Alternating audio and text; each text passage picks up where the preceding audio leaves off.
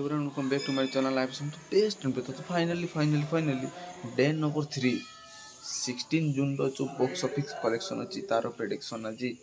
अनुसंधान करके आम कथबार्ता हाँ तो वीडियो को जो मैंने लाइक करते प्लीज लाइक चैनल को सब्सक्राइब करूँ नोटिफिकेशन बिल्कुल अन्य के लिए करूँ शेयर बहुत मात्रा करूँ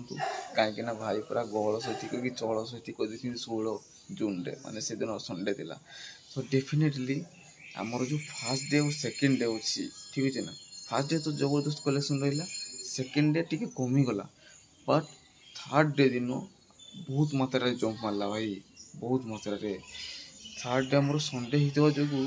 16 लक्ष रु 19 लक्ष भितर से कलेक्शन करी भाई यहाँ अनुसंधान करा कहीं संडे दिन चारिपटे पूरा हाउसफुल माने माने नारा बाजुला भाई सबुपटे माने हाउसफुल आ पूरा माने सबुपटे हिट नहीं जाऊला तो सब शो गुड़ा हाउसफुल रेस्पन्स पूरा ह्यूज रेस्पन्स भाई पूरा मुंड खराब होगा संडे दिन एमती कमाल करी बेंगलुरु रे छोट गुड़े सिटी बनई ओडावासी मैंने रोचे सेठी भी से जाकि अनुभव भाई रिलीज कर भी एमती माहौल भाई देखा मिली ना पूरा ह्यूज रेस्पन्स भाई